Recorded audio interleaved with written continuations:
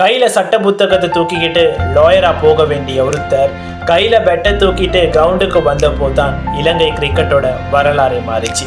கண்டியில் பிறந்து tennis, badminton எல்லாம் போட்டியிலுமே கலக்கிக்கிட்டு இருந்த ஒரு சுட்டி பையன் தான் பின்னால் உலகமே திரும்பி பார்க்குற குமார் சங்கக்காரவா மாறினாரு. ஒரு சாதாரண விக்கெட் கீப்பராக டீமுக்குள்ளுக்கு வந்தப்போ எக்கச்சக்கமான விமர்சனங்கள். ஆனால் இது எதையுமே அவர் கணக்கெடுக்காம ஒவ்வொரு மேட்சிலையுமே தன்னுடைய கிளாஸை நிரூபித்தார். இயர் 2000 சவுத் ஆப்பிரிக்காவுக்கு எதிராக அவர் டெபியூ பண்ணப்போ ஒரு சாதாரண பேட்ஸ்மேனாக தெரிஞ்சவர் தான் அடுத்த சில வருஷங்கள்லேயே சச்சின், லாராவுக்கு சரி சமமாக வந்து நின்னது தான் அவருடைய அசாத்தியமான வளர்ச்சி.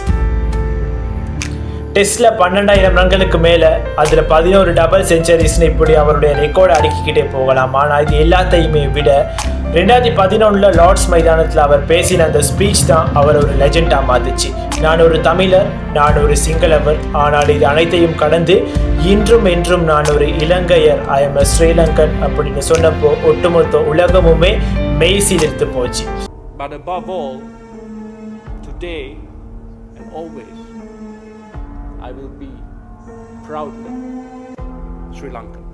2011 வேர்ல்ட் கப் ஃபைனல் தோல்வியிலும் அவர் கொடுத்த அந்த புன்னகை, 2015 தொடர்ந்து அடித்த அந்த 4 செஞ்சுரியும் தான் குமார் சங்கக்கார.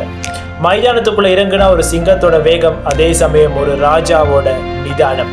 அவரோட அந்த கவர் டிரைவ் சொட்டை பார்க்கவே ஒரு தனி ரசிகர் கூட்டம் இருக்குது. வெற்றி வந்தா தலைக்கணம் இல்லாமலும், தோல்வி வந்தா துவண்டு போகாமலும் எப்படி இருக்கணும் அப்படிங்கிறது நாங்கள் சங்கக்காரர்கிட்ட இருந்து படிக்கணும்.